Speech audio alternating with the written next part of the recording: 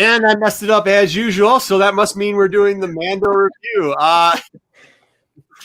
Okay, we're in Mando review. Very good, very exciting stuff. We're going to get to a lot of it real quickly. Just everybody introduce yourself. We have to get into it as usual because Sunday dinner for one of our members. So first one's first. Go ahead, around the horn.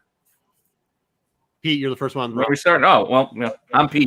I'm just a visitor here. I feel like I'm just along for the ride, just a fan, enjoying all the talk. Now, Pete. Co-pilot, go.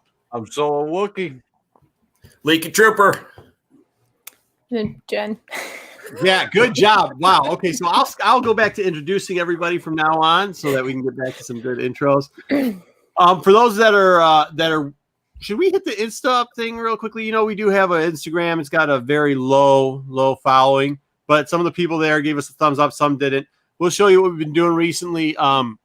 We've got 3 pictures, and we'll kind of hit them all up throughout the show. This was the one we did the morning before the actual show. This is the one we did here. Let's put that back up.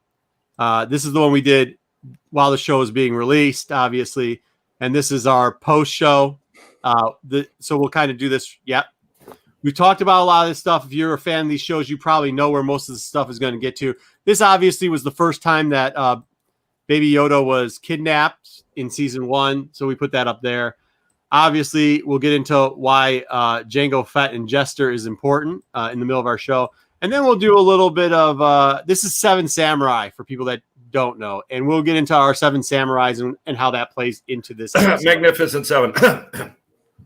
Well, yeah, but I like the original Where do you think they got the idea from? Oh, I know. Yeah, I like the original version, Samurai 7. So let's get into it. Let's get into this week. Let's go through some of the stuff real quickly. I don't know where we want to unload this from. First off, this turns out to be a stone. We were on a stone, right?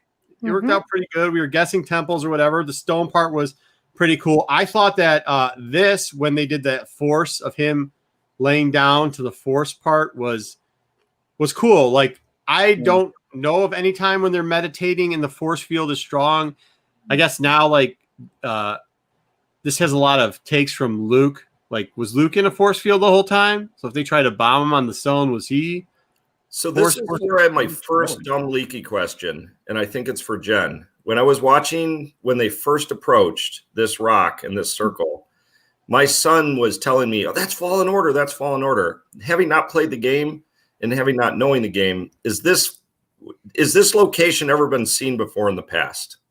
Well, I feel like because in the game you see a lot of temples that the structure they had around it with the little etchings in it, like, definitely brought back that feeling of it. Because they searched temples in it. Yeah. Which is cool.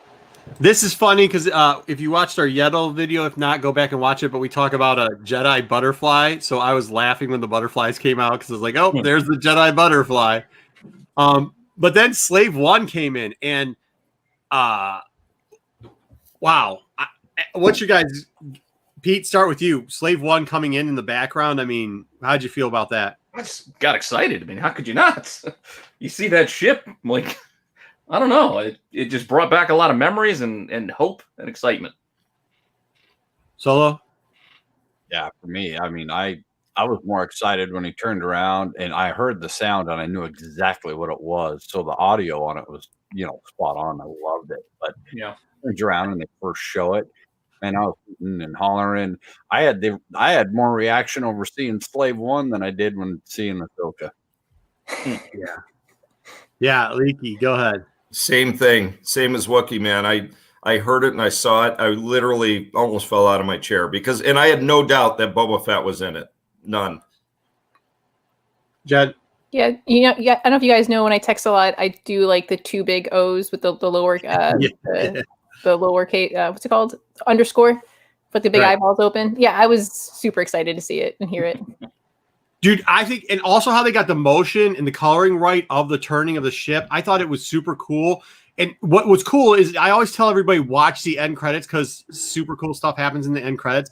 And to see this in the end credits was just, yes. I mean, that's amazing. Like, I mean, the toy and everything, and then like you get this. Now it's the ladder instead of just the drop down, and because it does go vertical. I mean, how cool. Just how cool. I think. And I mean, clearly we're going to be seeing the inside of this in future episodes. It's his only means of transportation now. That's their ride. Yep. Yeah, that's pretty cool. We do have a couple theories on rides. Well, I have a couple theories on rides too. That we might add in there to a little bit later. Hey, but before we get too far down so they came down. Obviously, we saw the troopers come down. This right here was cool. I know the picture isn't the greatest, but as you know, if you watched the show last night, I take pictures of this off my TV and my second run through. So I don't know. Maybe I should get somebody better at it than me, but we'll work on that next season. Hey, what are you saying? That's a handsome fellow, almost as handsome as Wookiee. Right. Well, you can see the scarring, like the Sarlacc acid scarring on his face is so good. And like Pete was saying earlier, there's even like a green tint to some of the scarring, which was just super cool. Super cool. We do have this moment, the Luke Skywalker hand moment. I knew she wasn't dead. Good. Yeah, there was something weird about that. I'm not sure I'm like all down with the Luke Skywalker hand thing because I thought that was a little cheesy. And I think they're getting to the point, which I'm starting to saying week over week, and we might have to change it. We'll see how the scoring goes.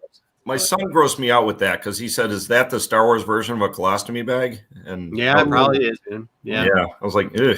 Which is, I mean, it's better to have that, I guess. Yeah. There's quite a few people that have them. Yeah, they but that was kind of like weird, man, right? Like I didn't exactly. It was weird. Yeah, the whole I saved you by complete. How did he do it? I don't know. It's cool that they brought her back. This though, when they brought out the stormtroopers, right? So right after that, they bring a couple points real quickly. First off, a point that my wife made, and she's right on this one. She's not even a fan of Star Wars, but why did he put down his backpack, and why did he never pick it up? Practical. They had to. Because otherwise, you'd be asking, why didn't he chase them? Why didn't he fly up there faster? Yeah, like, I agree. Well, I'll get to a point. I'll get to a point where they could have made that scene a lot better, and he could have had his backpack. But before, I'm right out of the gate going to say that was a Robert Rodriguez decision. Yeah, because that was almost right out of El Mariachi, where he didn't have his weapons and he had to improvise in the streets. Very good. Dumb cliche mistakes, just like this backpack setting. And I understand that Boba really wanted him to set down his back, his rocket, so he couldn't fly away. He couldn't, and he was stuck there to actually discuss and converse with them and negotiate. It really kind of left him a little not completely defenseless, but it made it a more even playing field for Boba and Mando to sit and talk and discuss and kind of come to terms. Yes. But your wife's absolutely right. When he turned around and started running away, I was like, I call BS, man. There's no way he's gonna forget his pack right there. Like there's just no way. Yeah, so got chased away from it. He also can remote control it. Why couldn't he just have it? Good point. It's a good point, Jen. But my son, as soon as he took it off, they go, he just removed his plot armor. Right. So they use the gaffy stick, one of the favorites of Solo Wookiee, obviously. He was smashing heads and leaving this, whatever this is, Leaky. Your armor's made better than this, right? Like it's not like plastic. No, it is literally made out of plastic. And you ever more see it more obvious than here, but I don't think their armor is supposed to be made out of plastic, but it is just PVC. It's not. Or ABS. Yeah. Well, these definitely were. This was actually okay. So I don't know how far nerdum into Star Wars a lot of you go, but for a long period of time, there's a lot of fan-made YouTube videos to explain things like the Obi-Wan story and Lost on Tatooine and all these other ones. And these scenes and shots were very reminiscent of the fan-made stuff where it's like, wasn't it? Especially the guy's voice. When they did the one with Uncle Owen and Aunt Beru, where he's got the Cliff Clavin accent. Right. Man, it was just like that. Feel free to check some of those out. They're still around. For those who don't know, it was a ripoff of Cops. It was called Troops, and it's hilarious. Yeah. It explains how Uncle Owen and Aunt Beru got so crispy. We do see this right here, and we'll explain that. What type of trooper is this? That is a member of the 407th. And we'll get to the 407th in a little bit deeper dive into the 407. There might be something that might be a really super cool. Well, we'll do it now. It'll be a super cool Easter egg. Go ahead. There's one thing about the 407th. They're 1/8 as good as the 501st. So the 407th does have a linking back to the legacy stuff, and we know that they keep going into the stuff from Dark Horse Comics, and where the 407th plays into where that armor, we've seen it before. At least we've kind of only seen it one time. It's on their commander. It's got the yellow stripe going on it. Now this is very interesting because for those deep Star Wars fans, again, this battalion ended up pretty much working for the Flel Empire, FEL, and that was when Darth Krayt took it over. Just so happens that there's a lot of stuff that seems similar. That's the crab armor there. And does he spit acid like the Krayt Dragon? Just kidding. Sorry. He cannot. But they brought up the Krayt Dragon already, which is kind of weird. They've done the Sand People. They bring up that armor, which is just interesting. And then they're coming out with this kid comic book or like IDW, whatever, the smaller print. And there's a smaller kid wearing the crab armor too. I don't know if that means anything, but usually when you're connecting all these things, we might see a Darth Krayt here. Who knows? Later down the road, man. You never know where he's going to take it. You do never know it's going to take it. But just so you guys know, that nonsense is going on. This happened though, which is not nonsense. He went back a little chubby. He's a little chubbier. Looked like the armor didn't fit as well. He's not allowed to put it on over a big cloak now. Let's be fair. He's on over a rather large cloak. Do any of you guys have seen the Avatar: The Last Airbender? Uncle Iroh? Yeah. No? So Uncle Iroh, remember how he like has all those garbs and they thought that he was like fat, but he's like kind of muscly underneath. Really like I definitely got that vibe when he's like bashing all those people. I was like, oh, he's kind of like Uncle Iroh or Kingpin because damn. Yeah, he's definitely a little. And I got to give kudos to the actor, Tamora Morrison. He's not a young guy. I mean, he was doing those stunts. His face wasn't covered up when he was Bantha Gaffey sticking those stormtroopers. Yeah, that's true. Yeah, it was a lot. I'll be honest, it was a lot better than the action movie. We'll talk about it in the rankings because I think there's going to be a big surprise happening. We might have a first for this show going on. And what about his acting? I mean, the guy has acted hardly at all. His acting was way better than some people we've seen that I won't mention in previous episodes. Yeah. I will say this. Everybody's got to give the round of applause to Solo Wookiee because last week when we were talking about temples, Solo Wookiee did one of his dad jokes and it turned out to be the truth. We got Temple of Doom. They gave us. Yes, Temple we of did. Doom. Oh, yeah. We got the Raiders stone rolling out there. Yeah, we got Temple of Doom. They did come out with a little interesting thing too. I want to go back to the Boba Fett armor because I know we've been talking about this. I don't know if we've mentioned this before. It did come up, but there's a little. If you look at his armor on the right side, there's that little wheat thing, and we all knew that was like a jester thing. So we had that's where we were coming up with the jester. You know, when we were doing this Instagram post and talking about that type of stuff, it goes back to the guy on the left there. His name is Jester. He was, we'll do a video on it. He pretty much adopted Jango Fett in what used to be the canon stuff. So anyways, I know this happened next and Leaky Trooper was physically crying. I say, look, guys, I'm not a big crier with movies and TV shows. Can you go away from me real quick? I don't want people to see this. But somebody spent like $200 buying this Lego set, so I know he was physically hurt when this occurred. Are you freaking kidding me? Could you imagine at the end of Empire Strikes Back, they freeze Han Solo, they cut off Luke's arm, and then the Millennium Falcon detonates? Come on. Yeah, I mean, spent $130 on that toy. They better give it back. Well, it's like, why release a toy and then blow it up? I want to see the Razor Crest A appear at the end when the New Republic gives it to him. Wasn't there people who like bought into that? Hasbro did a like a GoFundMe type where had so many people buy, and it was like a toy of the Razor Crest. It was like $200. Yes. Yeah, that's expensive. Well, Razor Crest in peace right there. I will just put this picture out, and obviously I didn't edit it good because this came out of one of our chats. And if you look at the top figure, there's that little it's got Jester's mark on again because that's actually Jester's playing too. And why we keep bringing up a lot of stuff about Jester is this scene right here. When this happened, it was just game over, right? I think everybody was really excited because you knew the line that he said, even before you could decode the Mandalorian script, was And this shows that my dad was a foundling too, and he was part of the Civil War. All right, I need to stop right here because the 501st, my stormtrooper buddies went absolutely nuts. This is the most divisive I've seen them since Last Jedi. Half of them were saying that's bull crap. Jango is not a Mandalorian. That's a bunch of garbage.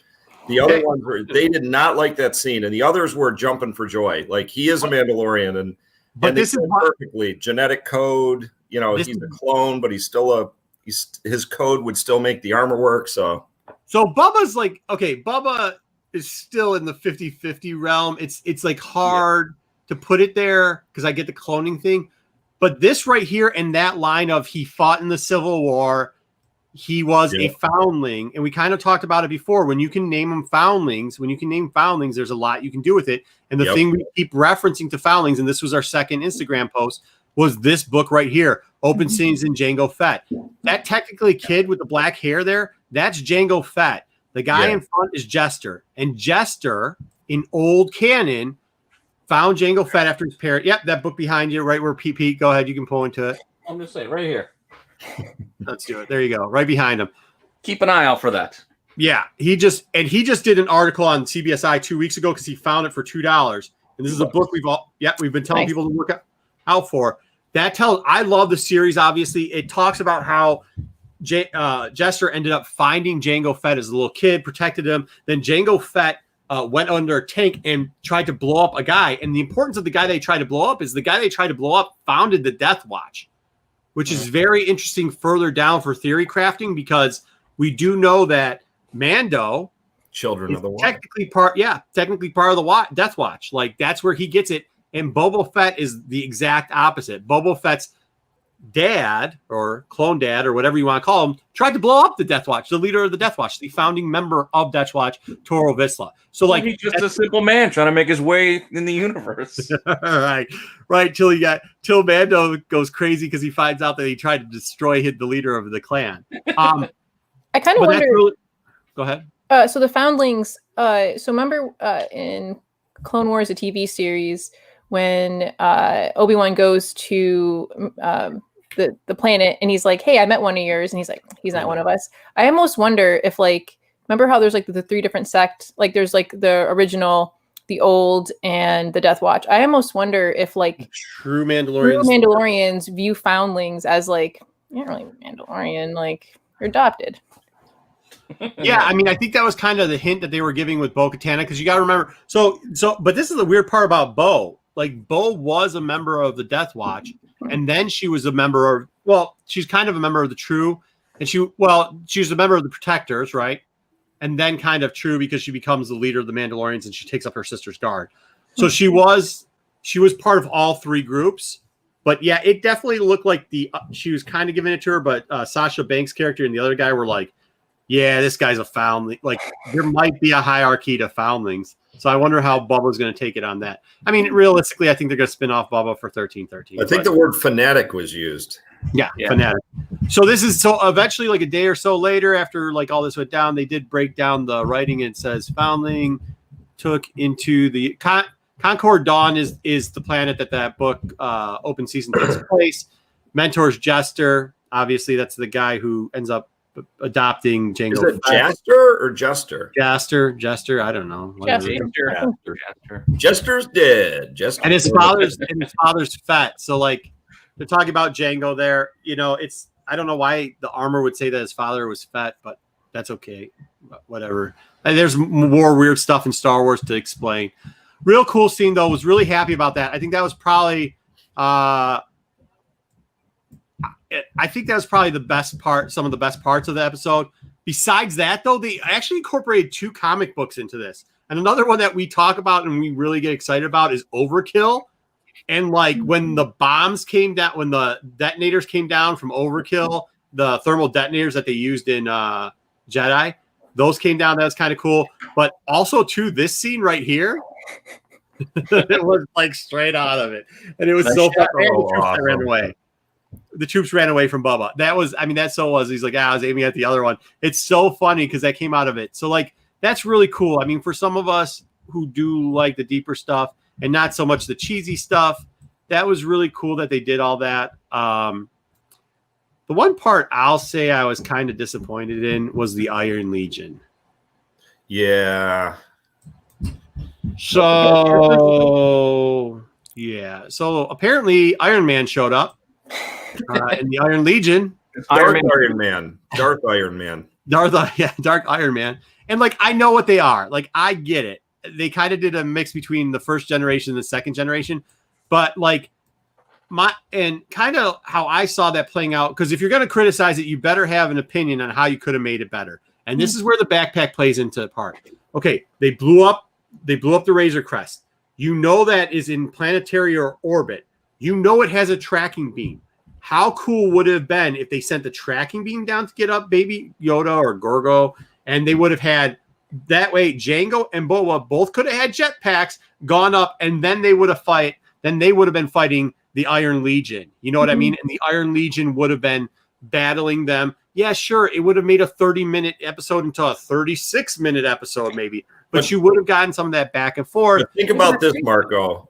They are clearly setting up an air war at some point in the future. Yeah, the they Dark Troopers versus Jango and Boba with their jetpacks. They're saving it. They're saving it. I know, but like the whole Iron Legion down. They had to do the whole, Frodo, the ring wraiths coming around him to go circling Baby Yoda. Yep. Slowly moving in. Yes. Like, this was a dark episode. There was no, it had to go down the way it go down because they're setting up the finale or next season or whatever. Those are ugly. Now, one thing I'll say, Marco, was I'm thinking about the writer room. You got Favreau, you got Filoni in there, and Favreau's like, man, Filoni, you're doing all this crazy crap. I want me some Iron Men in this. Yeah, okay? That's all your stuff. I want jetpacks in the feet. Yeah, but who forgot? Hey, who forgot to tell him that, like, hey, Iron Man 2 and 3 weren't really that dope. They weren't. Yeah, they weren't that good. Yeah, that's what I was just thinking. It was like John's in here going and putting in his Iron Man stuff, and somebody forgot to tell him that those movies weren't that good. If it doesn't work, wasn't either. By the way, just keep trying until it does. And we're going to talk some theories on this, so we'll bring it up too. But like Shannon hit me up real quickly. Hey, by the way, what's up, E? And he said he asked me a couple questions on this armor. And if you're going to bring 1-2 type characters like this, I think this could be, and we'll get into it more. I think that could be Gen 3. I think that's what it could be. Jen's got huge theories on this. She was just, hey, what do you guys think of this? And Pete and those guys. So we're going to let them get into it a little bit. But let me just go ahead. Actually, go ahead. You guys, why don't you start talking about this? Like, what do you think of this character now? Well, I was just kind of curious if Gideon was more of a Tarkin type of a character or Grand Inquisitor, right? So Grand Inquisitor was a Temple Guard, has the Jedi knowledge turned dark. Tarkin has just been around for a long time and been in the Empire. So I was just trying to figure out where Gideon lied within that. Yeah, I had the same questions before you showed up. I was asking Marco. I was like, "What's the deal?" Because he seems to know a lot more than like your regular Joe Schmo Empire guy. Like this dude's rolling into battles with laser blasts flying by. He's not phased by it, just strolling through, as confident as anything. Grogu's throwing stormtroopers around. He's like, nope, let's just watch for a minute. Like he is confident as all hell. And I don't know. He's got to know more than I think. I think he does too. So this is the parts that I think it's complicated and it's double or triple that. And I think Shannon too kind of hit it up. I know he's on the comments. This, I think, is going to be phase 3, like I said. I think he's a phase 3 trooper type thing, which would make him a mech. And it'll be based off the Silo character, or Silo, or whatever you want to call him. Now, I don't think he transported himself AI way, but I bet you he has a lot of, because he's never moved too much. He doesn't seem to care. When he was in that plane, when he dropped down in the crash from the TIE fighter, it didn't seem like he was hurting too bad, did it? No, not at all. You actually go back and it kind of looks like he almost robotically just was like, yeah, whatever. I crashed through this and everything else. So I think that might be part of it. I think they're going to make him the mech portion of it, right? So he's going to have that mech ability going on, like the Tier 3 Death Troopers had, or Dark Troopers had.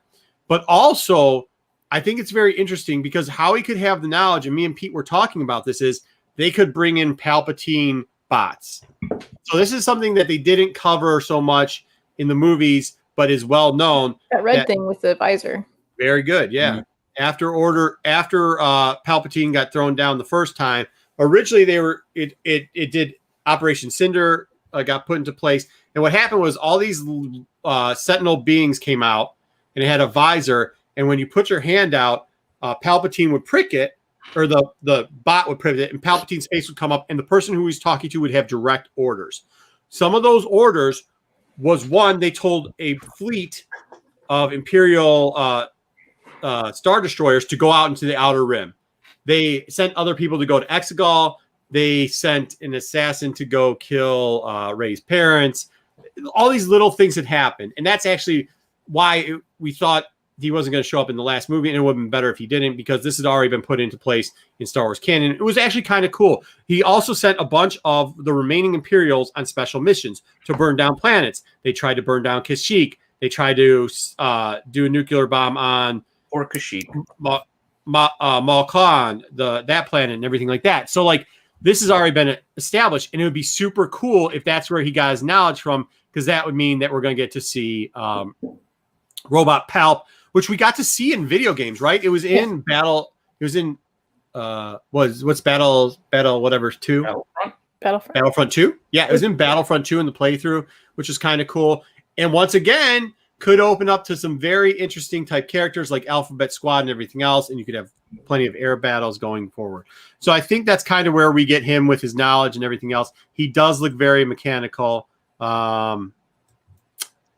Yeah, so last portion, I guess. One more thing about him before we leave it. So does this mean this was the Mandalorian holiday special, because he said you're going to put your eye out with the Darksaber to Grogu? Yeah. Yeah, I was about to hit that up for you. Yeah, he got so Gideon's been around for a long time. He was in the Empire way. So when Order 66 happened, they came and they invaded Kashyyyk, and they lost the first round. You got to see that in the movies. And then Yoda fled with Chewie and those guys. The Empire comes back and they take over Kashyyyk and they win the second round.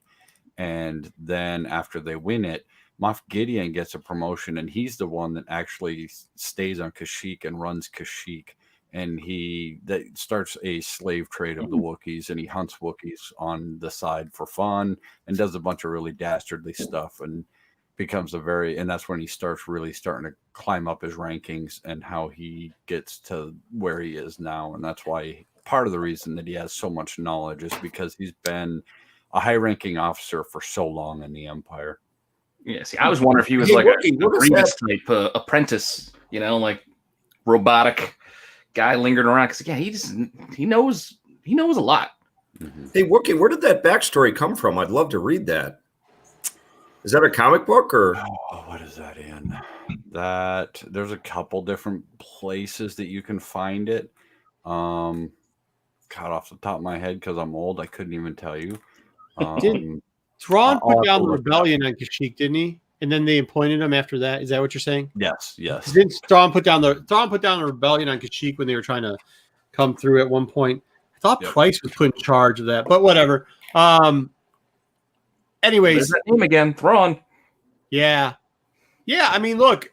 So it's weird how many times some of these characters keep coming back up, right? Like that one, and like all the crate stuff they seem to be doing with the Sand People and everything else. I have a feeling that they're kind of trying to show you what Phase 2 of Star Wars is about to be. This was kind of So the poke your eye out. What he's referring to is the Red Rider gun in this line right here, where he's like, "Oh, you can't have this. You might poke your eye out." Yeah, real corny. But whatever. I still loved it. It was like I hated myself for laughing at it, and I laughed at it. I didn't laugh at it. I was like, "Oh, that's."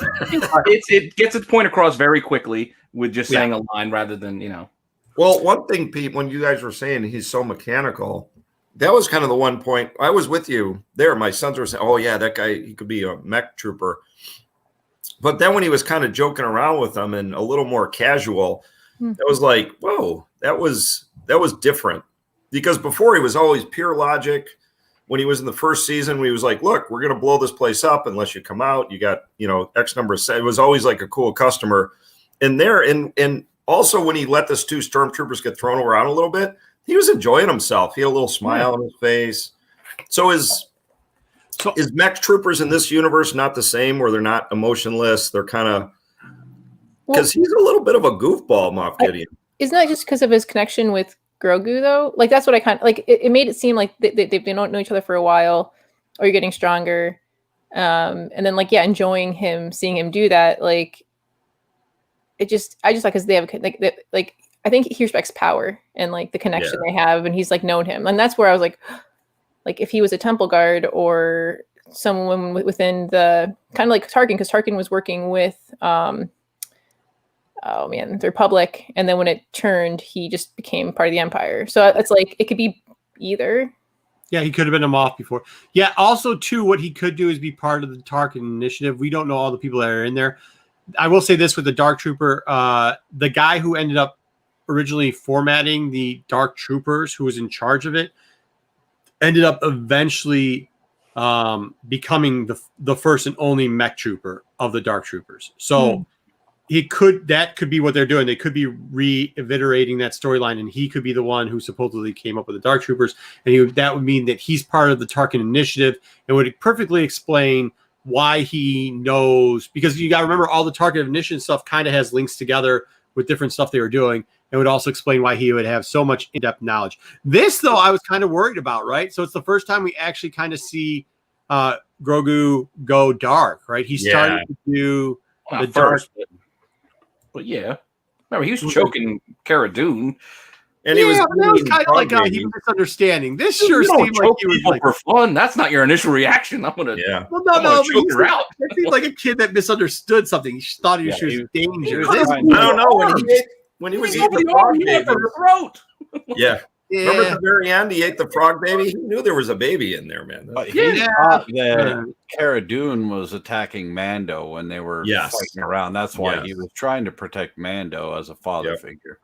And then he was kidnapped. Protect without killing. And honestly, if you go down the Jedi path, right, that the fear can lead to the dark side, right? And if he's afraid, he's going to have those tendencies.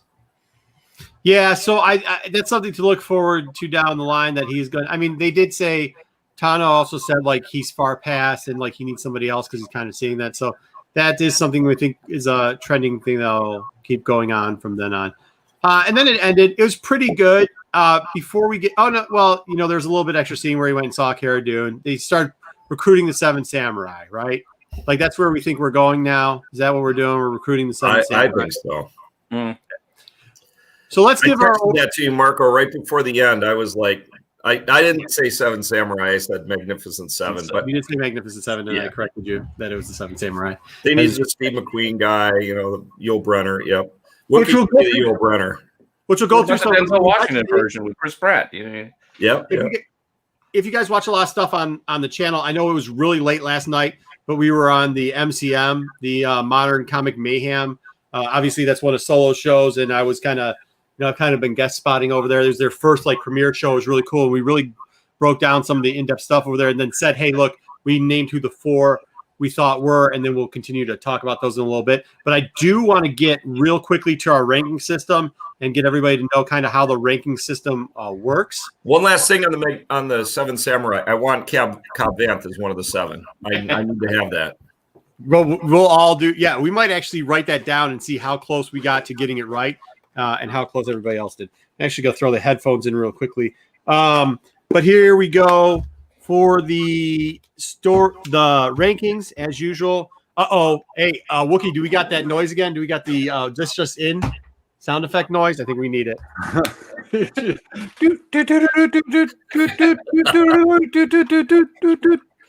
All right, so after that is it. That is the breaking news. After we did the rankings last week, I did really feel like I got off the show and was like, man, I can't believe I gave that a 4.5, and I really felt bad. And I was just thinking, because Jen is allowed to give 5 pluses, that I think I could get a mulligan, and I am going to go back and make a historical change and I'm actually going to give last week's episode. Yeah, I'm with Wookiee, man. That's part of like lore now. That's like it's been written in the stone tablets. You I can't can't do it. Can we take a vote? Oh, Can I do no. it? I can't do it. Wookiee's your co-pilot. If Wookiee Wait, says yes, I'll agree. Are you gonna raise it or lower it? Oh, I'm lowering it a lot. Okay, I'll let you. Okay. This is what I'll do. I'll give it a double grade. I'll give it the pressure grade, and then We're we're gonna just passengers in the Millennium Falcon. If those two say yes, then we're gonna whop that one down. We're giving last week's episode a 3.5. We're gonna give it a 4.5, 3.5. So from now on, it'll be a asterisk. It's like if you use steroids in baseball, they just give you the asterisk next to it. That will be the asterisk episode for myself. But Okay? I gotta know what did you mark it down? At least like 10 seconds or less. 3.5. I moved it down like it used to be 4.5. I moved it all the way down to 3.5. So it's Yeah, but that's the whole Did you point. watch it again? Why'd you move it down? when I was give it context. What? So this is Yeah. what happened. So there's a lot of conversations that go on, and we try not to get into it so much in front of everybody. But I was really like with the Ahsoka stuff. There was a lot of stuff that I saw that I was like, man, I just didn't like how the action scenes were going off. Like I didn't have problems with the other stuff. It was a little cheesy on certain things. Monday morning quarterback at the whole thing. Just go off your gut. It was the short hair, wasn't it? So I think, but I think originally going into it, I was going to give it about a 3.5 or 4. And then after talking through you guys, this is where I had the problem. After talking with everybody and reading all the comments, I kind of gave it the extra point. So I felt bad about that. I didn't think I should have given it the extra point. I should have stuck with my original thing. I don't think I should be swayed by the heathens on the show and the chat. I think I should just kept it the same. So I was really embarrassed. You're holding your ground. I was respect embarrassed that I changed my grade and got force pressured into doing it. I respect that. I think we could give that the asterisk issue. But then that would be the lowest ranking of any of us of any show. I gave a 3. I gave a 3. I gave a 3 the week before that. So, okay. Here we go. So we pretty much base our rankings on storytelling, visualization, like the visual effects, everything like that. The Easter egg / callbacks. How does it fit in the continuity of Star Wars universe, and if it has that Star Wars feeling? We'll start off really positive this week. We're gonna put him in the 1 spot. Here he goes. Solo Wookiee, you give us the 4 on 9, 3 on 10, 5, whopping 5 on 11, 3 on 12, and a 4 last week. So what are we doing this week? How are we doing it? Give us the breakdown. What do we got? There's going to be a long breakdown. You guys ready? All right. So this one, I got to go 3.5. Now, unfortunately, this is probably my most favorite episode so far, which is contradictory. I know. I get it. This was some of the best worst. It was poorly written and poorly executed, and whoever did the editing on this should have been fired. Absolutely on the spot. Canned. There's scenes in this where they're jumping from boulder to boulder, and they look like such prima donna actors worried about whether or not they're going to fall. It is absolutely absurd. And then 4 clips later, they're jumping backwards and hitting the ground and doing a back roll and popping up and capping 3 stormtroopers and in the ninja pose. And it's very unbelievable. He sets down his jetpack, walks away. Never happened. It just is absolutely absurd. It was poor writing, poor execution. That should have been read, re-edited, redone. When she's running across the top of that boulder and they have the web blaster and they're shooting the top of the boulder repeatedly, like, come on, man. Aim a little higher. I know you're a stormtrooper, but for Lord's sake, come on. That was unbelievable and just ridiculous. And he was shooting behind her the entire time. It was just a visual drop. It was so bad in storytelling. He goes up, he's sitting there, he's talking to Boba, and he's like, hey, let's do the negotiation thing. You sit your pack down, blah, blah, blah. And he says, no, I have a sniper. And here's, the child up on the stone in this protective force field that Mando has tried to break into, penetrate, reach into, whatever you want to say, twice. He did it once, got blown away, so he goes back and tries again. Like, dude, put your hand on top of the stove and tell me if that's hot. Was it hot? Yes, I burned my hand. We'll try it again now. You know what I mean? It was just really dumb. She's up there. I never miss. Well, it doesn't matter because there's a force field around the child that I can't even get through with Beskar armor on. Just poorly written. Hey, Wookie, I don't want to cut you off, but I have one question as you give the rest of this. Are you familiar with Robert Rodriguez and a fan of his work, or like Desperado, Dust Till Dawn?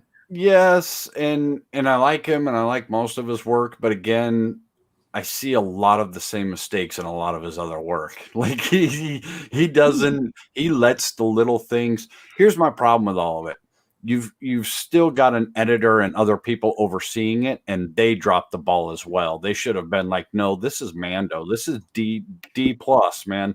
This is one of the biggest shows on TV right now, helping carry, and I know Marco doesn't like when I say it, it's carrying Disney Plus right now.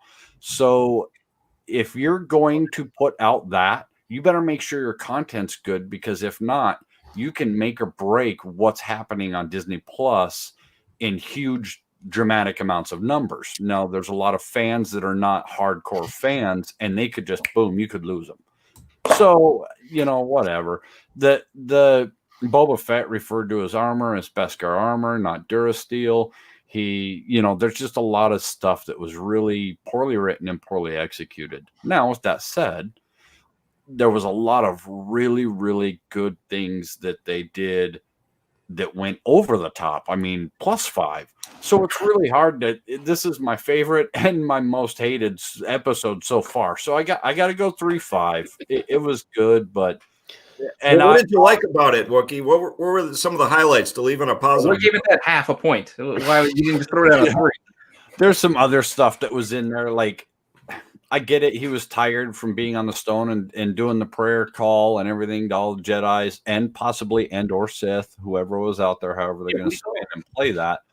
But, so he's a little tired, and these, Iron Man robots land, and he can't push any of them away. He can't, shove any of them back. He can't expel one last, force burst to push them all down and buy a little time. And then next thing you know, he's in the ship, and it's not like a long lapse of time has elapsed, and he's tossing around stormtroopers because Moff Gideon's trying to wear them out so Moff Gideon can walk in there and not be harmed.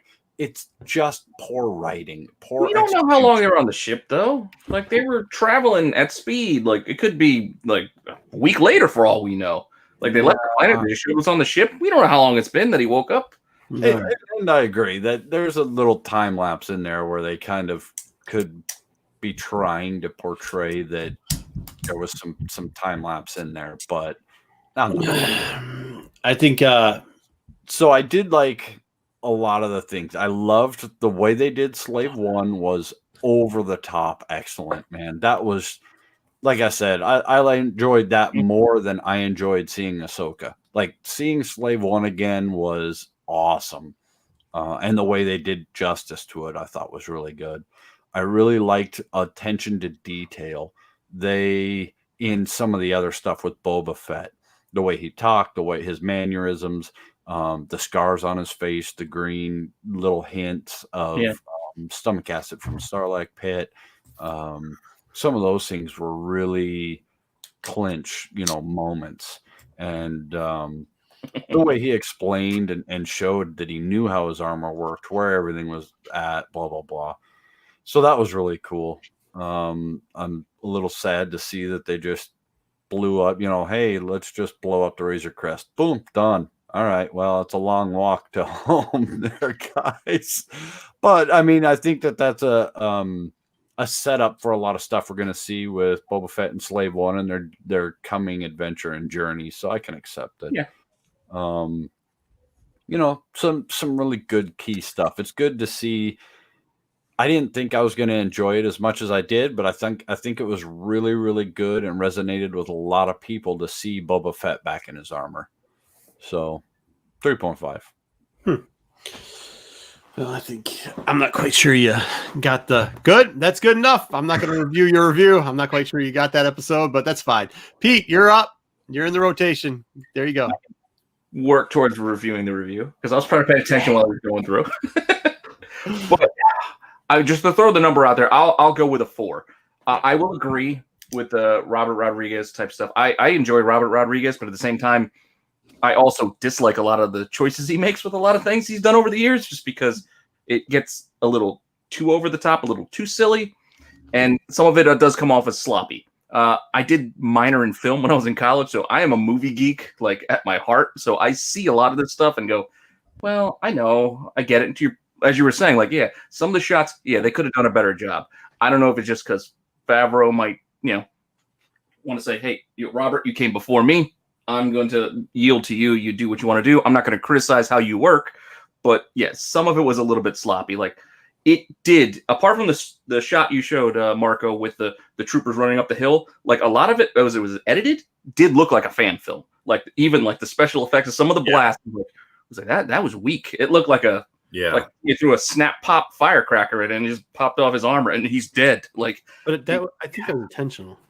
It was a little, I don't know. It just came off as a little sloppy. And then you mix in the fantastical, oh, she's going to jump, fly backwards, shoot the one trooper, roll, then fire the next two, but nobody can hit anything. I get it.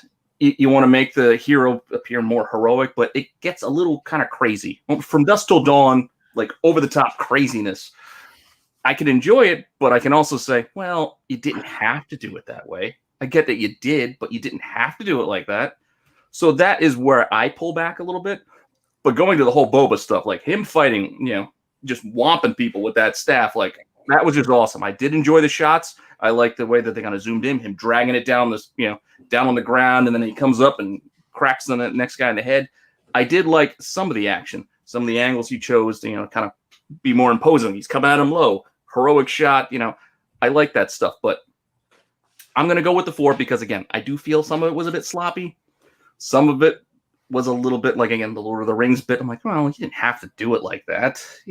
I get it. You want to, tip your cap to it, but it's still a little, I don't know, too much, I guess, at times. But I'll just stick and try to keep it short. I love the Boba stuff. I love the Slave One flying in, how it landed. Like, that was perfect. It was awesome. I am excited, and that's also why I give it that, because it did. Just watching it through the first time, I enjoyed it immensely. Like I just love watching it. The second run through that I watched it, I started to pick apart like, well, that was a little sloppy. They kind of rushed to this, like all of a sudden, hey, go to Typhon.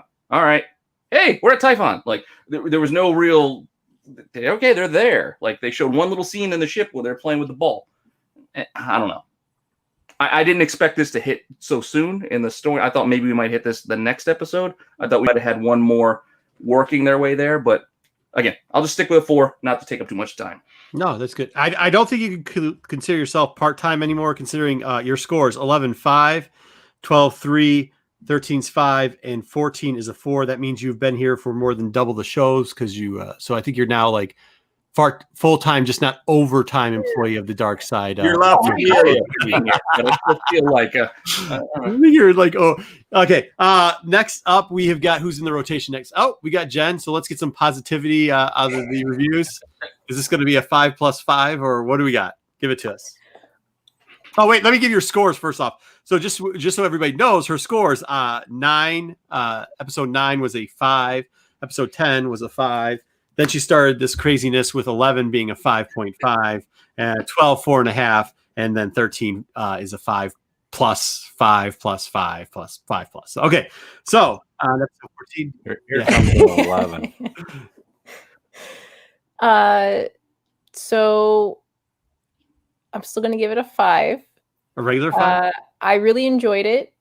I felt like having that nice moment in the beginning of the episode, reaffirming like the bond between Din Djarin and Grogu was like kind of nice. And then on the planet, I did okay, so I just liked they show the connection. I felt like when the force field went up and he kept trying to get through, it was that like if it was my child in there, I would try more than once. It may seem crazy and like I'm not thinking, but like maybe if I try harder and I like will it to be so, because each time he got a little closer, I'd still send him back. But and then I wasn't sure if the force field, like when that Ming Wen was on the had the shot out of him, I was like, okay, is the force field for people only, or is it also like bolts? Like I didn't know if it was like take that chance. Huh? You don't want to take that chance, like yeah. And that's the thing. I was like, is it like a ray shield where it's like he's safe in there, I don't have to worry about it? It was cool seeing Boba be like an Uncle Iroh Kingpin type moment where like he was bigger, but then he like used that mass to his advantage. Seeing the ship again was awesome. The jetpack coming off, like I really thought when they went to go run that he was gonna grab it, put it on, and pop up. But then when that didn't happen, I was like, well, okay, then use your little thing. And then he didn't. And I was like, oh, he could have gotten there in time. And then, okay. I still, like, I really enjoyed the whole entire episode. I think I just really enjoyed it. I don't know. And then with Boba, I don't think Boba necessarily is good right now. I think that, because even as in Clone Wars, he was always out for like money and for his like his own morals and ethics. I feel like it's all internal. Oh, what? Except for revenge. He was out for revenge there. Remember? Okay, yeah. Well, that because of his dad. But like, if he says something, he's gonna adhere to it, right? Like that's his thing. He's not a liar. Like it's this is my. If I tell you something, it's true. Now I do think that when he made that hey, when the kid's safe, I get my armor back. The kid's on the hill. He really thought, okay, we won't kill the kid. I'll have my armor back like in like 10 minutes. And then when he got taken, probably like, oh, I did say that, okay, well, okay, I'll help you until you get the kid back. Like, caught me. Yeah. But yeah, 5. I again enjoyed it. Hearing you guys talk about like what you guys took it as and saw it, like I've only got a chance to see it once, so I'll probably watch it again. With probably more scrutiny a little bit, because you guys make good points. Like, yeah, that's why I did the asterisk though. Like that's the one thing. Like, and I get to honestly, I have separate chats with you guys too, so like I get to hear your point of views, and we try to keep it to a minimum. But like I like the fact that like because me and Solo Wookie do not see this. We don't see there's not a single point we see eye to eye. But we'll get to my review later. Let's get Leaky up here real quickly. Leaky, go ahead, give it. Well, let me go over Leaky's now. So we got a 5 from Jen. Leaky, 4.5, a 9, 10 gives us a 4, 11 gives us a 5, 12 gives us a 3.5, 13 gives us a 5. You're a very high score on these two. You're a man after my ilk of watching corny movies. What did you give this movie? So I will start out by giving you the number, and then I have to. I'm like Wookie. I got to get a little deep here, but I know I'll keep it quick. I'm going to give this one a 4. But I agree with I technically agree with everything Pete and Wookie said. But that being said, this was the first one I watched with kids. There were some little kids with me when I saw this, like a 7-year-old and 2 14-year-olds. And I can tell you that I have never seen kids more excited about Star Wars in my life than when they were watching this episode. And everything you guys said about Robert Rodriguez is true, right? He made Spy Kids, right? That was just a silly movie. There was definitely some silliness in this. There was definitely over the top was a great word. I like that, Pete, that you used.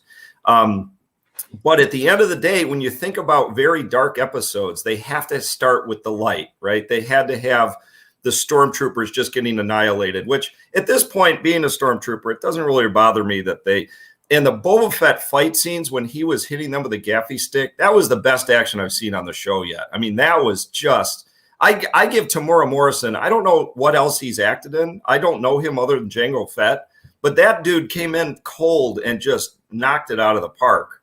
The Slave One stuff I liked, the Boba Fett stuff I liked. They had to do the Razor Crest the way they did it. You did not want to see that coming. That was, if you think about it, the Razor Crest has been a character on the show. It's like almost like, and think about like being movie lore, right? And Game of Thrones and a lot of things where the Razor Crest got beaten to crap. They fixed it all up. It's better. And it was in great shape. It lands on and then out of nowhere, it is just gone. They killed it. Died. Like, Yep, the red wedding, the Razor Crest, right? So that being said, I needed the Robert Rodriguez silly parts, especially for the 10-year-old in me. Because I was pretty the kids when Baby Yoda got kidnapped and the Razor Crest blow up, these 7-year-olds I was watching it with, they suddenly were like me when they froze Han Solo in Empire Strikes Back. They were like, what? What just happened?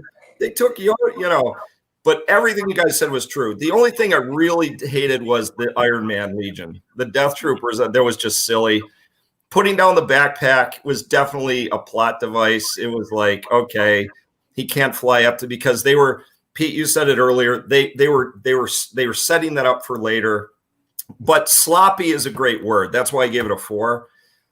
But that is Robert Rodriguez, right? If you like Robert Rodriguez, love him or hate him, I can see Favreau handing him the baton. He is sloppy. His movies are not super clean.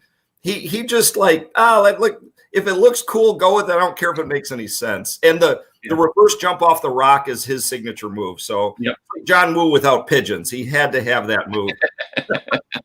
So I give it a 4, but my 7-year-old in me gives it a 5 until they blow up the Razor Crest. That alone brought it down a point, bastards. Okay, I will try to get through it. I want to get through a couple comments. I know you have to go for dinner again in 4 minutes, so I'm going to try to get through it all. Yes, JJ, I was trying to think about this earlier when we were talking about it. I think it's a combination of the two. It is something like that cybernetic portion that goes on there. Sorry, that's a long one, so I should let this read. Agreed with Thor. We did mention the poke your eye out joke. Kev, he was actually one of the first ones they were like confirmed that he was really going to, like the big ones that they confirmed. The cybernetic thing. Yeah, he did do that. Yes, that's more of that. Spy Kids also. Okay, cool. First off, once again, my rankings: 5 for 9, 10 was 4, 11 was 5, 3 was 12, 13 got the asterisk. It was the 4.5, 3.5. I am giving this. I'm going back to give a 4 on this episode. I loved it. I thought it was great. I don't think there was an editing issue. Like, first off, we have to remember this about Star Wars and what they're doing here. They're giving people the ability to direct and to see if they want to use them further on. Sometimes we have to stop going down the hole as super fans and say, like, this is how it should be done. This isn't my Star Wars. It's very dangerous to do that because that leads to The Last Jedi. I mean, it really does. Now, with that being said, just like last episode, they're teetering a very fine line here where they might be listening to the I want my Star Wars big yelling, screaming, and they're doing a little too much of the fan service. Rodriguez is going to shoot something weird. That clone stuff was crazy. Adding in the yellow armor was cool with doing this 407th. They actually used 501st people, I would probably assume, to do this again, and that's why you saw the armor being plastic. Jumping from rock to rock was a lot better than what they did with Ahsoka Tano in the fight scenes, in my opinion, on the last episode. So I'm not so broken up about any of that. I really loved what they did with Slave One. I thought Slave One coming in and actually showing the gyration and the rotation of how it landed was perfect. It made sense where he was looking. He actually didn't get hit in the back of the head, which, I said, if they do that again, where you're looking through the scope, I have now formed that you are guaranteed no higher of a grade if for the rest of the season you look through binoculars and all of a sudden you turn around and the little enemy or bad guy or person is there, you will get no higher than a 2 on an episode from now on because you used it too many times. I like Jen's theory about the going back after the kid. I just saw that as a plot device thing. Once again, I thought they could have done a better job with the Iron Legion. I thought if you just brought in 4 of the Iron Legion, this is why I didn't get a 5 in my opinion. If you would have just brought in 4 of the Iron Legion, you had both of them with backpacks. They fought to stand still and they delayed them and they used the whatever to the tractor beam to pull up Baby Yoda. I thought that would have been a little bit better. The play around scene that they had in the thing, I thought it was kind of very interesting, coolly how he went it. The worst part about it was don't poke your eye out, doing the Christmas special thing, Ralphie. If I was about to, the third time I thought I heard him say Ralphie at one point, and I was just like, come on, man, come on. So I mean, that's why you don't get a 5 on that. Yes, well, I agree that maybe they did a little bit too much of that fan action YouTube video shooting Rodriguez style stuff. Yeah, sure, but that's who directed it. Like, Yep. you want to see a different view. That's also made some of these good. So with that being said, I mean, I thought that was it. I think, like, yeah, sure, he might not be your style director, and you're going to get an episode or two about that.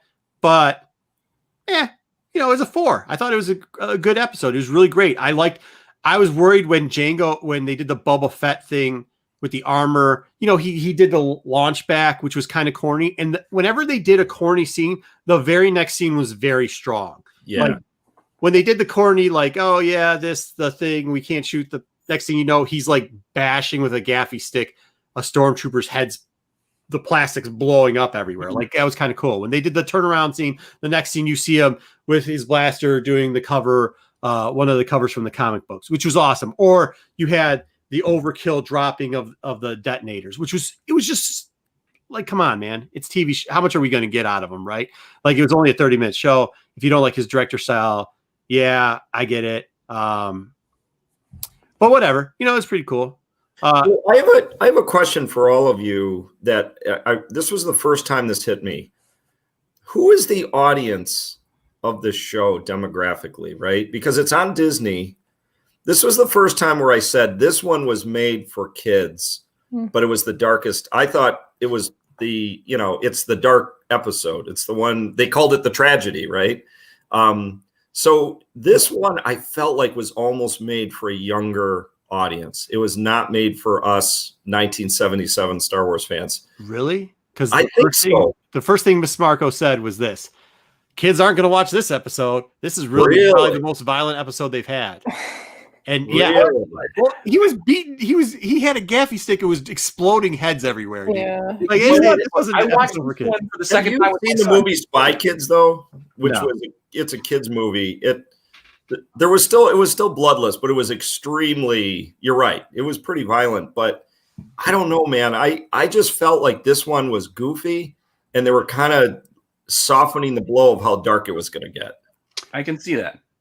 He actually said you watched it with kids, and again, I watched it the second time with my son who's 8, and yeah, he was all in, and he was just enjoying it, and up to the point where Baby Yoda Grogu got flying off and with the dark, he's like, "What the?" Like he didn't get there in time. Like he was like shocked. Yes, and when they blew up the Razor Crest and took Baby Yoda, these kids are watching with literally.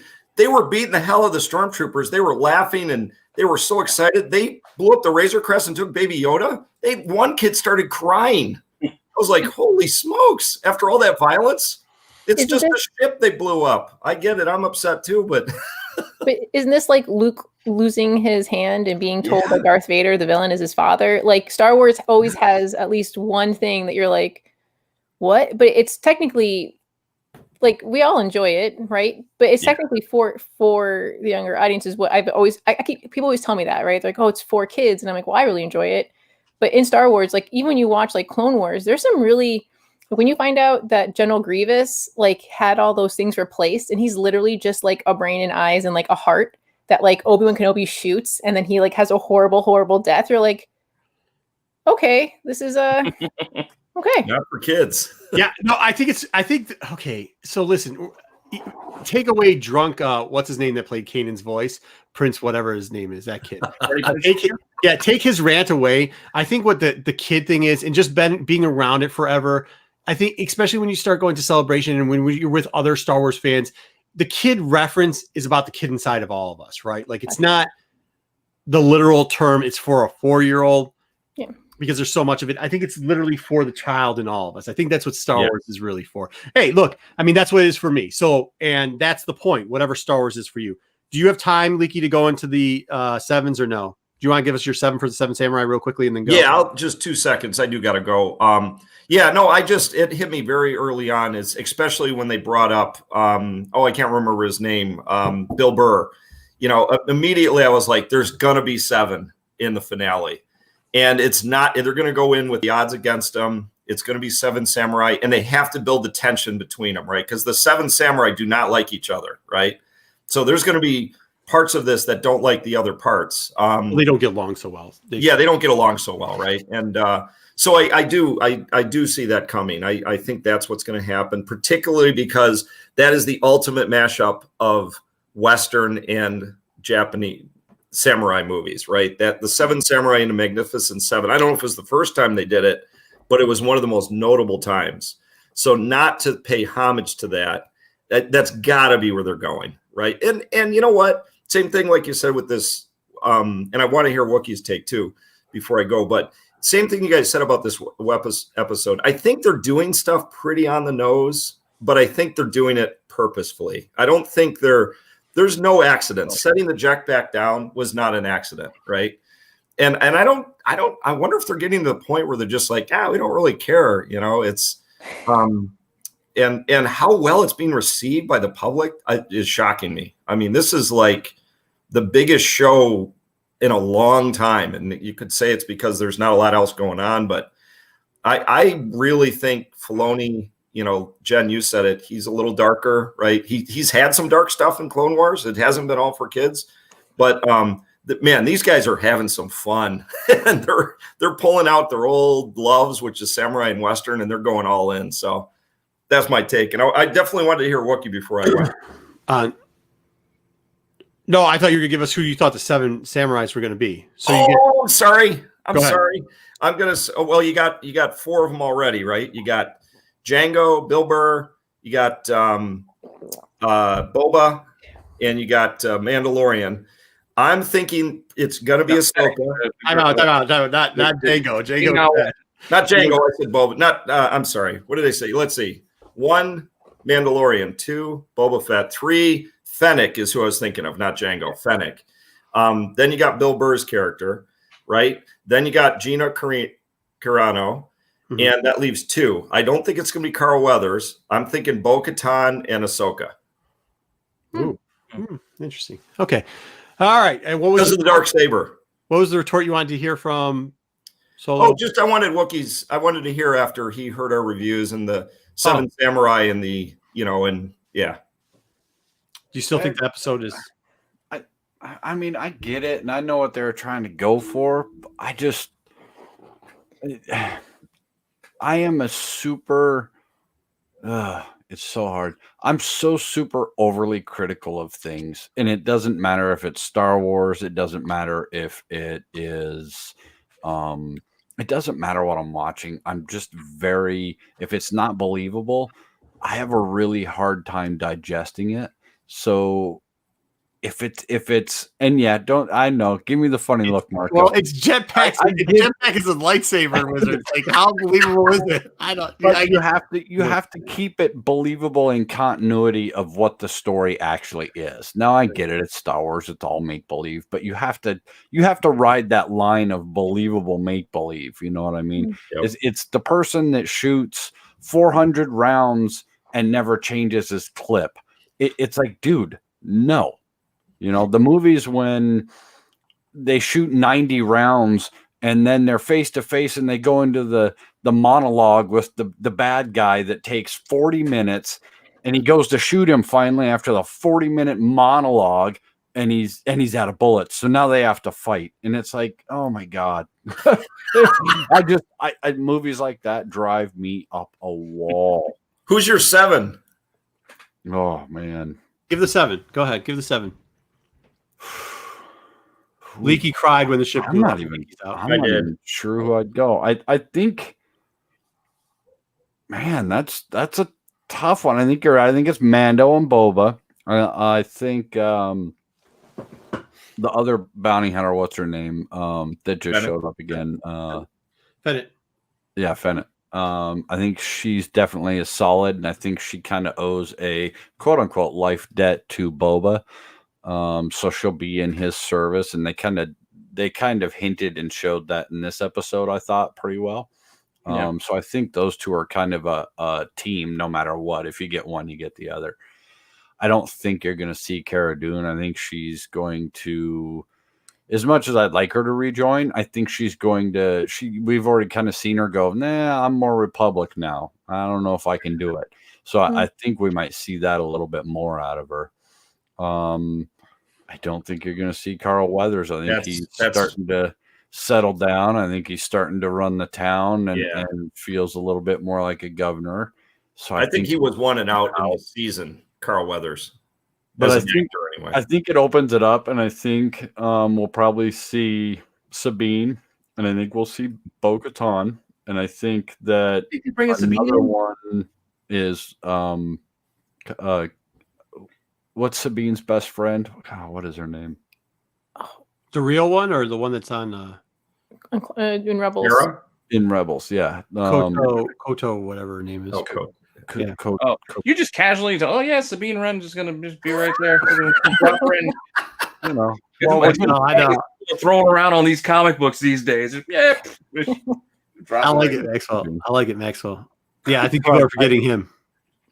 Go ahead. Sorry, guys, but I got to go. I'd love to hear the rest of your 7. I'll watch this later tonight, guys. Cool. Yeah.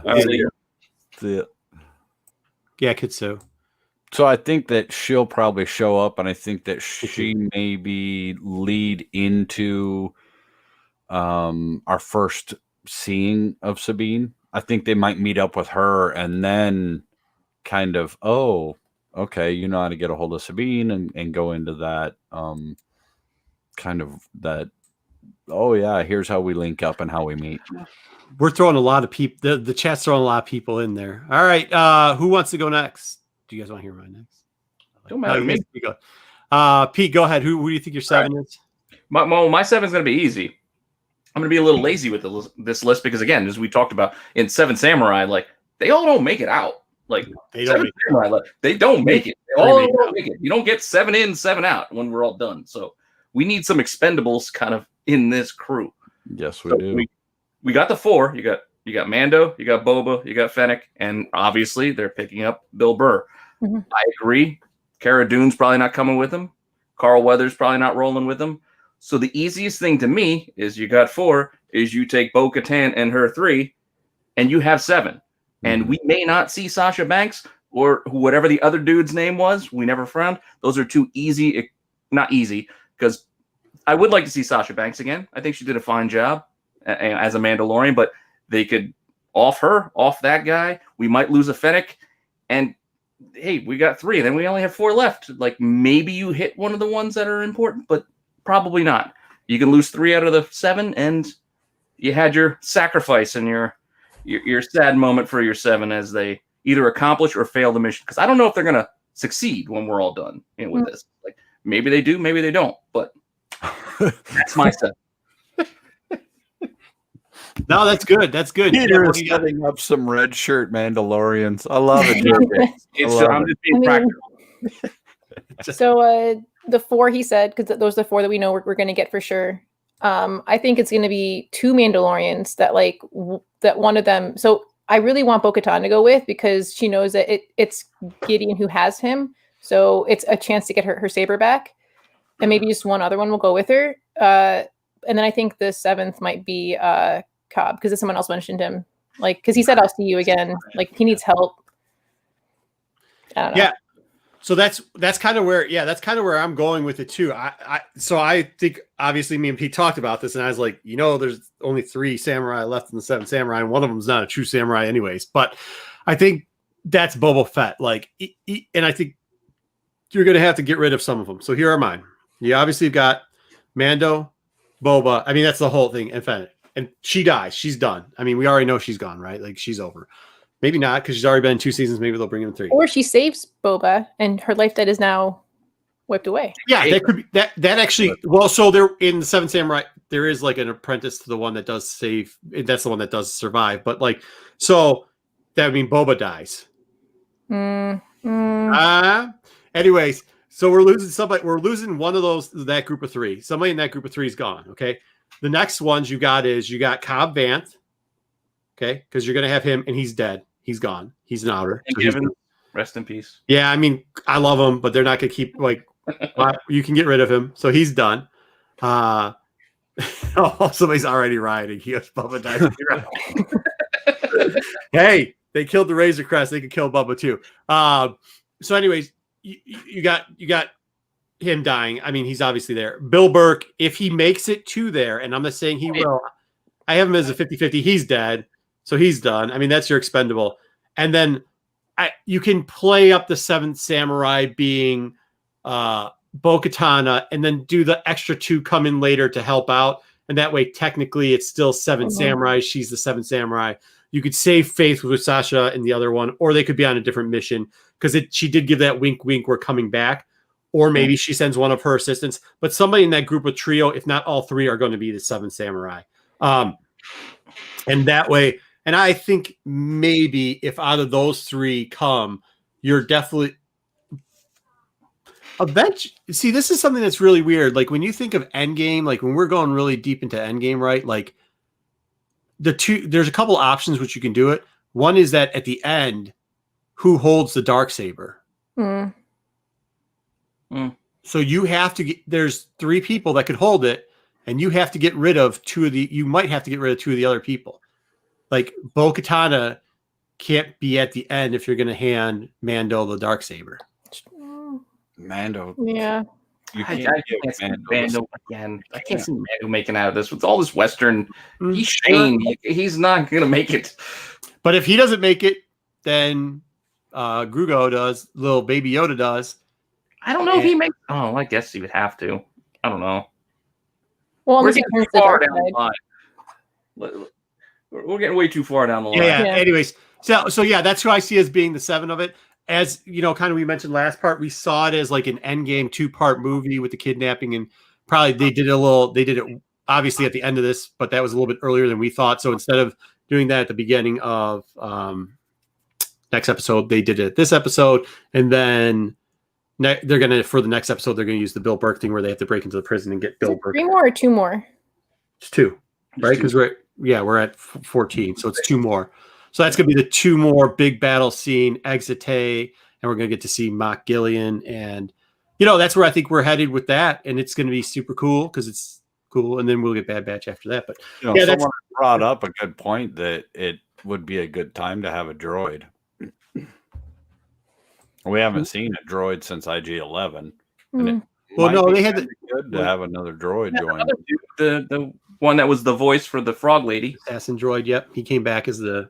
And we saw the droids as the HK-40s.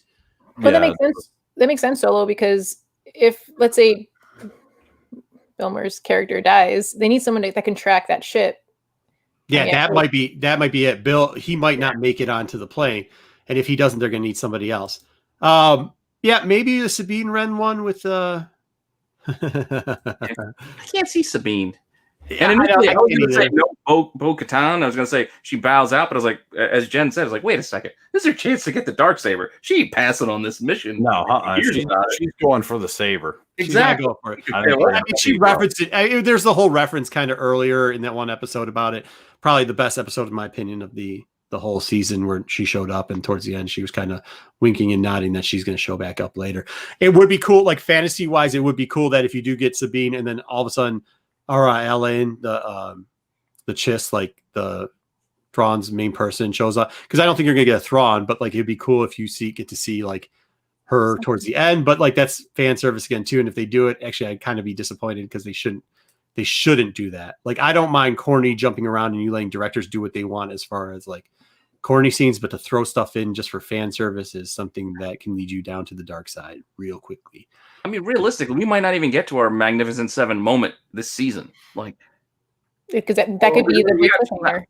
They're going to be breaking number 4 out of the jail in the next episode. Technically, there's no guarantee that he does come along. He could say, "Oh, all right, you broke me out. I'm not going with you.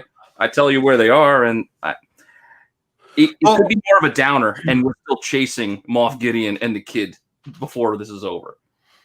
Yeah, it could. If we see Sabine show up, then there's a chance that Chopper comes with her. There's your droid. Yeah, there's your droid. Yeah, no, that could definitely be it. We could not get the baby back. We could not get the baby back ribs. We could not get the baby back, and that could lead into the next one because we do know that it's going to be Moff Gideon heavy. Like they're not losing him. He is the big bad, as they say. Like I know everybody's like, oh, the biggest bad of all time is Thrawn, but you got to remember, like Thrawn, how they made it up is like he's not really a bad guy, right? Yeah. He's kind of the gray character. So you need the big boss bad, and the big boss bad, I think that might be it. Maybe what if? Okay, now we're playing the what if game. But what if Moff Gideon is a mock, right? Like he's a half human, half like mad scientist, kind of like that one count that JJ Maxwell was talking about. And what happens if they go in there and they sacrifice for the 7 samurais and it just disables his leg functions or something to that effect? And they get Grogu back or whatever like that right at the end. That'd be at the end of the last episode, and 3 of them get out by saving him. Because, you know, the tragedy of 7 Samurai 2 is like at the end, they look back and like, we sacrificed all these people for the village. Was it worth it? And that's kind of it. Like at the end of this season, is it like, man, we sacrificed a lot of people just for, you know, one maybe light side that could be turning dark side, like force user. I mean, and that's the thing. Like, I think you guys are right about Ming-Wen not making it out. But I still feel like it'd be a really good scene to have her like save Boba, and he's like, "Your life dead, like you're good." No, and that'd be cool. Like, yeah, and then she dies. And then she's shot. Yeah. That would be right out of that type of film that they shoot it. You know, like that would be the spaghetti western / Kurosawa stuff. That's usually what happens. Trying to look through the chat. What else you guys got? So she already gave up. Yes, they do know that Gideon has the dark saber. They did say that when they were on that ship and they were, you know, going and pulling on. Bo-Katan absolutely asked them, "Where's the saber at?" She knows that Gideon's got it. She just doesn't know where he's transporting or has it around. So yes, they do know that he has it. And Sticks Boy, that is a great point that I had not even considered. So there's a lot of people in that prison, just like in the season 1. So if they go into that prison, who else might they rescue? His girlfriend, Bill Burr, but there might be Mando's girlfriend, other people. Yeah, his old girlfriend's in there, and there, you know, there could be quite a few people that they pull out of there, 2 or 3. They may even get a whole batch of expendables. Happy birthday, Levi. There is.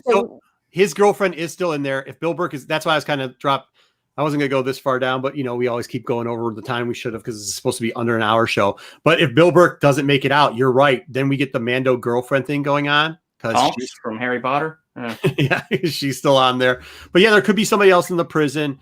You could get a droid. Hera showing up. Okay, the Hera thing. This is great. But we'll be out here for like 10 hours about the Hera thing. Hera's son would be teenager, about a teenager. Hera and Jay. Is that old? Yeah, sure. Absolutely. 17-ish. Because Hope, it'd be Hope, and then it'd be 10, and maybe like 12, maybe just under a teenager. So it'd be somewhere around there. Ooh, we're all getting hammered by the hangout, huh? So that'd be kind of cool. You know, that could be it, but I don't think so. It would be cool, like if they grab the Baby Yoda at the end and they're jumping out the plane, and he's like force kill it, and they're like, "What is wrong with this thing?" And then the ghost comes in, swoops in, and but I don't think that's happening, guys. I think we're kind of done with that.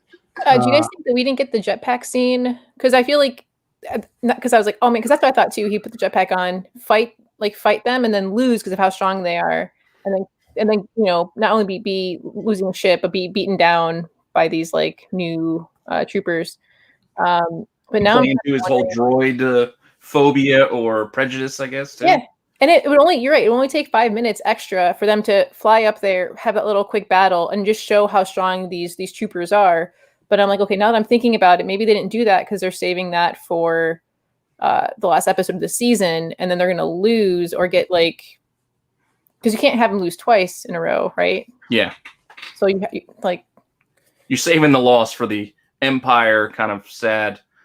We'll get him back, kind of. Okay, so in next episode, does he or does he not have his jetpack? He'll go back. He'll have his jetpack against a rock. So that's it too. I know JJ came in later. JJ, I'm going to throw the picture up there for you because I want to hear your thing. Actually, JJ, could you hit me up in the Instagrams? There's a couple of things I want to talk to you about real quickly. Oh, and then how far can a disintegrator rifle shoot? Because that's one thing cool. That like when he was sitting up on that high ledge, like why not? Can he just pick them off easy with his scope with the disintegrator rifle? Yeah, we do have to find her too. I think that's a good thing too. But that might be for next season. That might be a little next season. Yeah, and the rifle may or may not be around. You don't know for sure if it blew up because he found a thing in the. We didn't have it with him, so it could to try to even it out. Like I said, I would just like to see him take down 4 because we know there's like 30, and then it becomes like the war against 30 where you're going to see the rebels once again, the rebels and the trooper scene where you got Sabine Wren flying and trying to get her dad, and all of a sudden you see Mando. They do have to fix. By the way, they have to fix the right thing on the back of the jetpack for Boba Fett to fly, but who cares? They can do that anyways. I'm not saying they can't. They could use Jester's plane because if he can give Ming-Na Wen robotic guts, he can fix his goddamn jetpack. All you got to do is whack it with a stick, just like you do in every movie and every episode, and then he just shoots off. I'm not good at IG either. I think you just have to continuity. No, that's cool. But like, if they could also give him back Jester, which would be Jester's plane, which Boba does know because before Slave 1, technically his dad owned both planes or both crafts, so he could actually give him back that too. It still looks like Baloo's plane from Tailspin. I know you guys think it likes like that, but that's just because it's a bad thing out of like role-playing game book. Like, stop giving me hard times about how terrible I am with technology to get these pictures. Okay. Tailspin's awesome. Tailspin is awesome. Speaking of that, watch the Comic Book Women. They cover a lot of nostalgic stuff down there on the Tuesdays. What else do we got here? Or like Jedi Fallen Order. You know how like in those boss fights, they have that boss fight. He's starting to win. You're like, oh, you have hope, and then he like loses, and then instead of like finishing the fight, someone comes in, swoops, picks him up, and then. That's what I'm saying. Yeah, what happens if that's what happens? Like they take out some of the hydraulics starts shooting out everywhere, and all of a sudden he's like, I'm gonna get them back, and he's still got the Darksaber because he was sitting on it or whatever they did with it. I just on the Darksaber. Well, I like the WWE ending. Like there's no real winner or loser. We didn't really win. It just kind of ended. They got this off. That's what I'm saying. So that would be your cliffhanger because they could be hunting him down. They could get it back, and then he could jump out with them. And there's only 3 left. So you're like. And at the same time, maybe that's like maybe Baby Yoda snapped the legs to let him get away from that. And he tries to go and grab for the Darksaber. And then all of a sudden whatever. I'm not going to get too deep into it because I don't want to give away ever since they shut down the German streaming site, there hasn't been a lot of leaks out of there. So I want to see him force grab the Darksaber and start bouncing around like Yoda when he was fighting Palpatine and Dooku and all this, and just start going crazy. Okay, if he pokes, by the way, if in the last episode, if he force uses the Darksaber and it's like one of these where he's using the force and makes him poke himself in the eye, it will get a 2 automatically. Calling it right now. A 2? No higher than a 2. No higher than a 2. And you got a Grogu with an eye patch the rest of the series. Arg. His first word is going to be arg. He kind of did that in this one when he was making a lot of noises. When they were playing with the ball at the beginning. Okay, yeah, so this is it. So why we were thinking it was so important, why we kept talking about open season all the time is because if you make open season legit, like make sure you got a hole right there. Make sure so if you make that, then a lot of other stuff can be fixed too. Even though that they said it was Durasteel, he could change around later where the Durasteel was. There is still a problem with that though. There's only one problem with making his armor 100% Durasteel. Anybody know what that is? The dent. Yeah, the dent. Or making it not Durasteel is the dent in his helmet. Like the Cad Bane dent wouldn't be there if it was made 60-40, 70-30. Yeah, I think it was just a push on. So they could do it like that. They could do whatever they want at this point. They can make up. Obviously, they're making up stuff. They're bringing it back. That's what we always said. Like, it's really cool that they're bringing back the stuff and rewriting how it's being done. So I wouldn't look into it too far of like, what's a first on something or whatever. It's just like, thank you for bringing it back and doing a good job at it. You know, I mean, obviously some of the things that we really can cover it is because we didn't go over it that much. So I guess now is the perfect time because after this, we probably got to get it done. But get this one too. Like we told you open season, obviously, you know, we've been doing the open season thing. These trade paperbacks are good. They've redone these 2 in Legacy if you don't want to buy the expensive ones. This is like the first time he comes back. So that'll explain some of the armor stuff in it. Pete, speaking of stuff that you've been doing, you're going to cover all the comic packs, right? Yeah, well, not all of them, but top 10. Top 10. This will be a top 10 comic pack. So watch the channel for that because Pete's that's really cool. Those comic packs are great. You get a little bit more Thrawn in it. What else do we got? Do we got some more good comments? Who's got some more good comments for us? Let's close it out. I can't. I just lost all the chats. I'm gone. Fragile, KOTOR, Darksaber, good. We're walking ATM. Yes. At this point, everybody is spending a lot of money. A lot of money. Yeah. The Hawaiian punch. Very interesting. First one I ever spelled. That's great. That is great. This is my favorite. He was great last night too. For those that didn't catch it, there's an extremely long show on that. It was pretty fun. Number one that I did last night. Oh yeah, that's number one over there. Go check that out. That's Modern Comic Mayhem. That's on our channel. Jen, Tuesday. Do you guys? Oh, congratulations, by the way, on who y'all locked down. I know you're saying you were crossing your fingers and hoping you could lock her down. That's a different thing for a different day, but congratulations. What are you guys doing this week? So that's that one interview is postponed to, I think, next week. Yep. We're going to be doing a thing about games, but I think it's we're still trying to figure out which one. Yeah, cool. It'll be good either way. Hopefully, video games, board games, spin the bottle. Like, what kind of games are we talking? Video games versus phone games, or both. We don't know yet.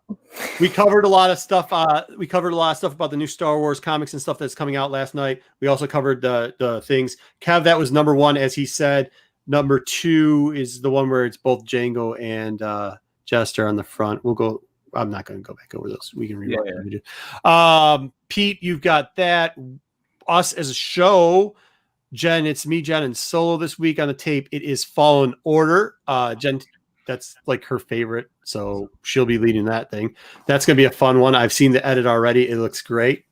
It's really funny. Watch that show. Saturday, MCM's coming back, so Solo, you got that. What else do we have? Pete, what else do you have? Are you have a 3-card this week?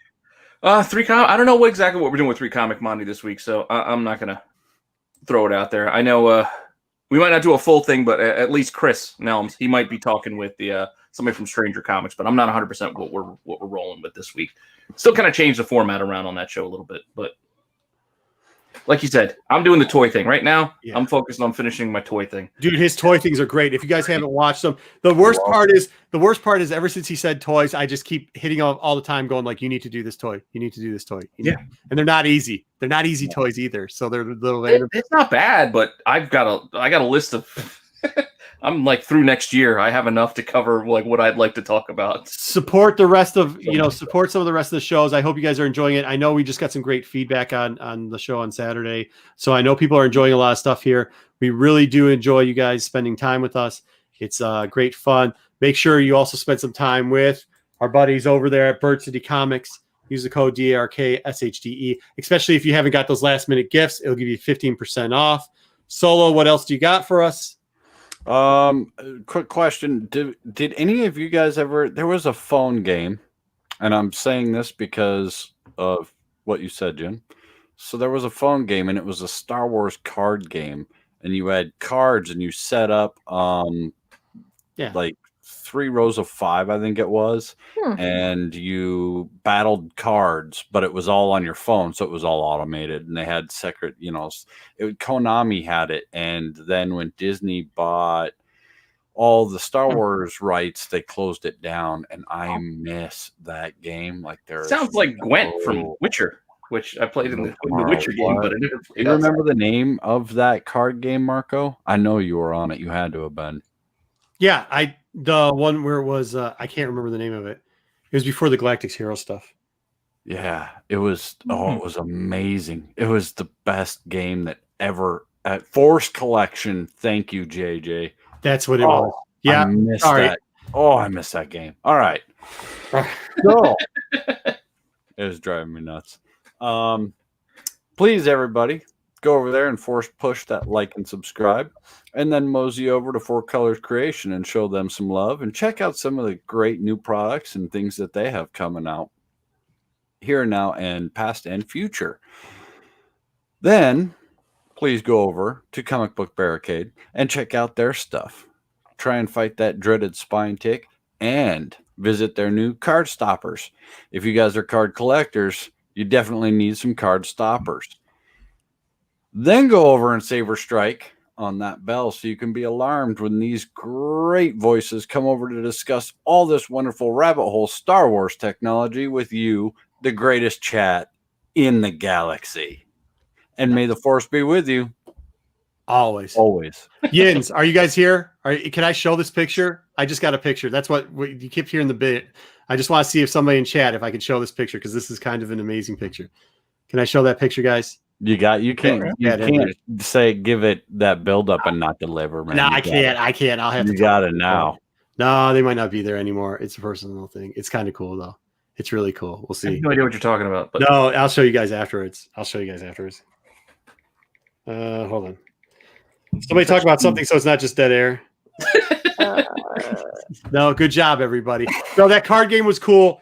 It was really fun. There's a lot of those mobile games that you can still kind of load. Some of them are on bootleg things that you can get. There's still Galactic Heroes is still going on too. They do have a build up like Shannon said yes.